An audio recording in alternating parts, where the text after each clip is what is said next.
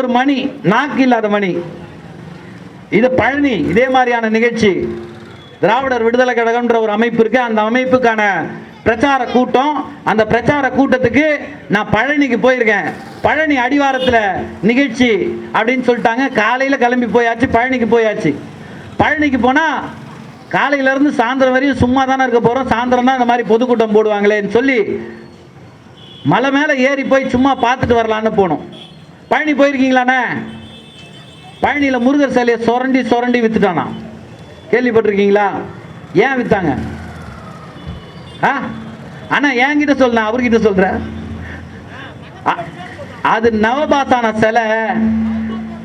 அந்த சிலையை சுரண்டி சுரண்டி வித்தா சாப்பிட்டா குஷ்ட நோய் சரியா போதான். எந்த டாக்டர் கண்டுபிடிச்சாருன்னு தெரியல, இவனுங்களே சொல்றாங்க குஷ்ட நோயே சரியா போயிடுதுன்னு சொல்லி முருகர் சிலையை, கடவுள் சிலையை சுரண்டி சுரண்டி சுரண்டி சுரண்டி வித்துட்டான் அப்படின்னு ஒரு கேஸ் நடந்தது. இது எல்லாருக்கும் உங்களுக்கு தெரிஞ்சதுதான், கேட்டதுதான். யாரா சுரண்டிருப்பா? முருகர் யார் சுரண்டிருப்பா? நீங்களோ நானோ போனாலோ தொட்டாலோ சாமி தீட்டா போது வெளியே நில்லுன்னு சொல்ற. உள்ள விட மாட்டான் நம்மள. எவ்வளவு பக்தியோட போனாலும் கருவறைக்கு வெளியில தான் நீ அப்படின்னு சொல்லி நம்மள வெளியே நிக்க வச்சிட்டான். ஆனா சாமி சிலையை மட்டும் சுரண்டி சுரண்டி விற்கிறான்னா யாரு செய்வா? உள்ள இருக்க பாப்பான தவிர வேற யார் இந்த வேலையை செய்ய முடியும்? அப்போ உள்ள அர்ச்சகர்னு சொல்றவன் கடவுள் அவனை பிசினஸா பார்க்கறான். இதை கொஞ்சம் சுரண்டி வித்தா காசு வரும் அப்படின்னு சொல்லி வித்துட்டான் அப்படின்னு சொல்றாங்க. நல்லா என்ன என் இடுப்பு மாதிரி இந்த முருகருக்கு நல்லா சுரண்டி சுரண்டி அப்படியே இடுப்பே உடையிற அளவுக்கு ஆயிடுச்சு. கொடி இடையால் ஆக்கிட்டானுங்க முருகரை. அப்புறமா வேற வழி இல்லாம சிலையை மாத்தினாங்க. அதுக்கப்புறம் மாற்றக்கூடாதுன்னு சொல்லி பிரச்சனை எல்லாம் நடந்தது. இதெல்லாம் நமக்கு தெரிஞ்சதுதான். சரி, அவரை போய் பார்த்துட்டு வரலான்ட்டு மணி படிக்கட்டில் ஏறுறேன்.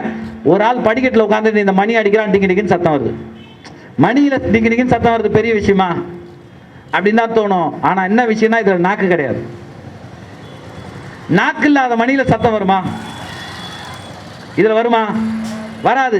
ஏன்னா இதுல நாக்கு கிடையாது. இதுக்குள்ள ஒரு தொங்குது பாத்தீங்களா, அது பேர் நாக்குன்னு சொல்லுவாங்க. அந்த இரும்பு துண்டு இல்லாததுனால சத்தம் வராது.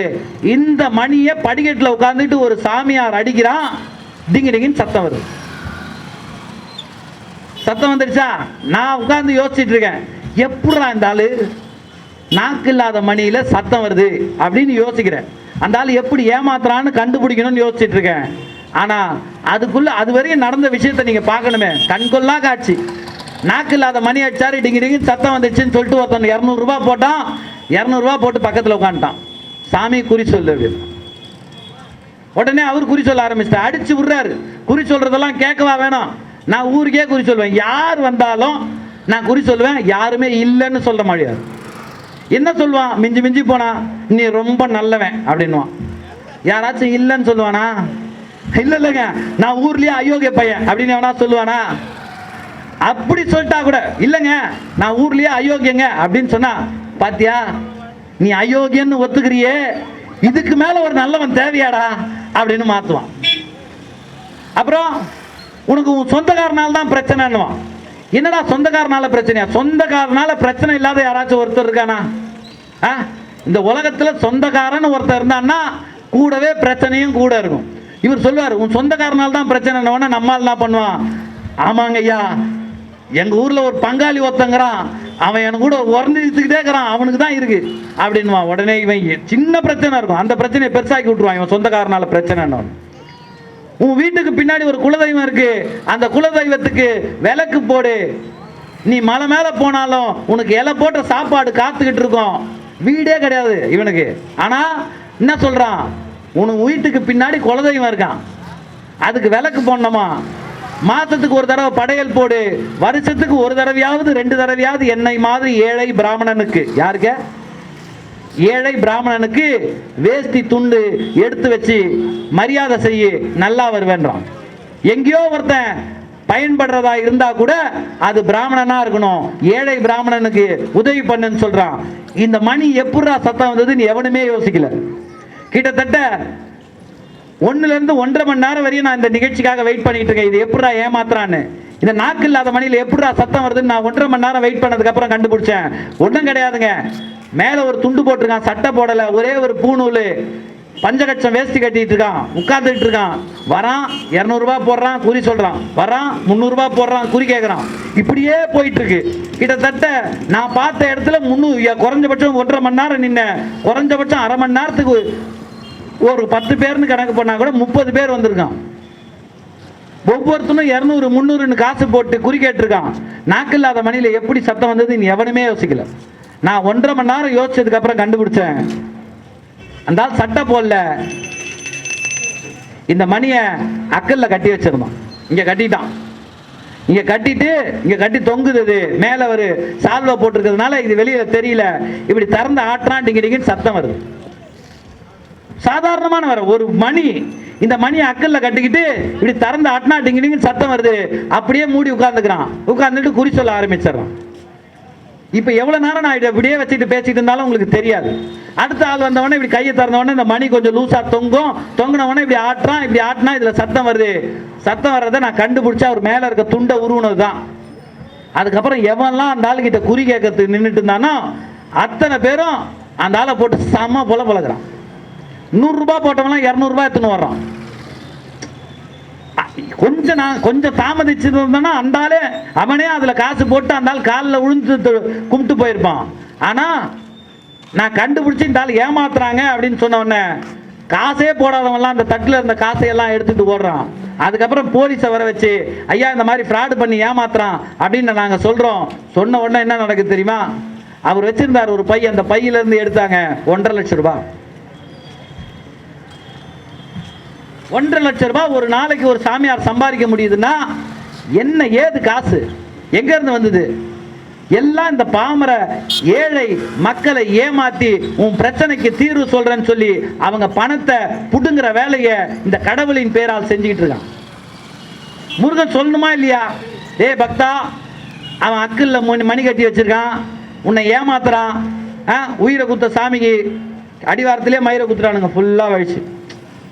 பழனிக்கு நம்ம பார்த்துருக்கோம்ல, உயிரை குத்த சாமிக்கு மயிரை கொடுத்தானா அப்படின்னு சொல்லி ஃபுல்லாத்தையும் வச்சு அடிவாரத்திலே போட்டாச்சு. அடிவாரத்தில் போட்டு பேலன்ஸ் இருக்கிற காசை என் உண்டியில போட்டு போடா பக்தான்னு முருகன் சொல்லவே இல்லை. முருகன் பார்த்து அவர் வேலை பார்த்துட்டு இருக்காரு. முருகன் பேரை சொல்லிட்டு இவன் ஏமாத்திட்டு இருக்கான். சாமியார்கள் விதவிதமா வித்தியாசமா ஏமாத்திக்கிட்டே இருக்கான். நாம பார்த்துக்கிட்டே இருக்கோம். மாற்ற வரையும் நல்ல சாமியாரு, மாட்டிட்டான்னா போலி சாமியாருன்னு சொல்லி அந்த சாமியாரிடம் ஏமாறுவதற்கு, நம்ம பொருளை இழப்பதற்கு. நீங்க கடவுள் நம்பிக்கை, நீங்க கடவுள் இல்லைன்னு சொல்லிட்டு எங்க கூட வாங்கன்னு சொல்லிட்டு கூப்பிடுறதுக்கு நாங்க வரல. அது உங்களுக்கு விருப்பம்னா நீங்க தாராளமா வரலாம், அது வேற. ஆனா கடவுளின் பேரால் உங்கள் பொருளாதாரத்தை இழக்காதீர்கள் என்று சொல்வதற்கு தான் முக்கியம். இந்த மாதிரி நிறைய விஷயங்கள் இருக்கு. தம்பி ஓடிவா, ஓடிவா.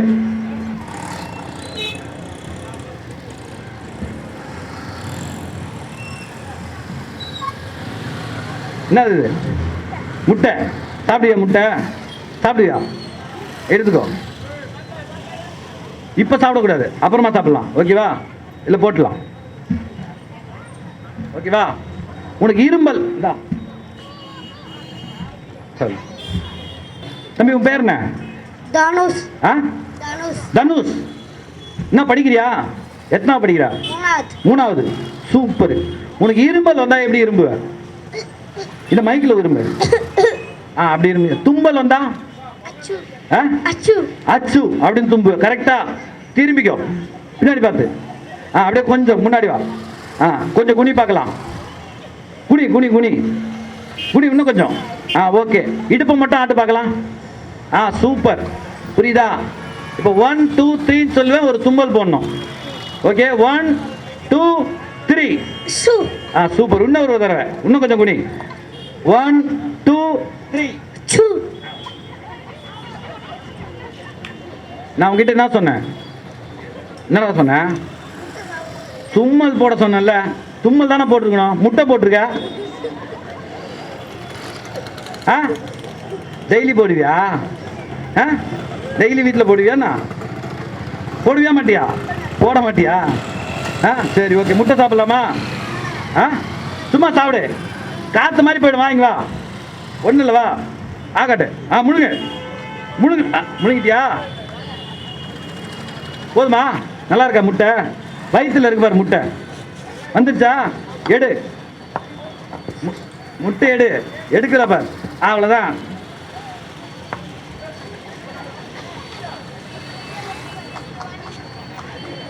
டெய்லி போடுவியா? ஆ சரி போ. இந்த மாதிரி இதையே நான் இன்னொரு வேற விதத்தில் செஞ்சேன்னா முட்டை சாமியார் முட்டை மந்திரிச்சு விடுறேன்றான், முட்டையை பறக்க விடுறேன்றான், என்னென்னமோ சொல்லி ஏமாத்துறான். ஏமாத்துறவர்கள் ஏமாத்தி கொண்டே இருக்கிறார்கள். நாம் தான் ஏமாறாமல் இருக்கணும். நான் சொல்ற மாதிரி பண்ணுங்க. இதை கொஞ்சம் கூர்ந்து கவனிங்க. தூரத்தில் நிற்கிற பார்க்கிற நபர்கள் கொஞ்சம் கூர்ந்து கவனிச்சிங்கன்னா உங்களுக்கு தெரியும். இந்த அளவுக்கு சின்னதாக மடிச்சுக்கணும். ஓகே, எந்த அளவுக்கு? இந்த அளவுக்கு சின்னதாக மடிச்சுக்கணும். மடிச்சுட்டு இன்னும் சின்னதாக நல்லா இத்தனோடு சின்னதாக மடிச்சுக்கிட்டு அப்படின்னு ஒரு ஊதி திரும்ப ஒரு அழுத்தம் அழுத்தணும். அழுத்தி திரும்ப அந்த பேப்பர் இப்படி விரிச்சோன்னு நினச்சிக்க இப்படி மாறிடும்.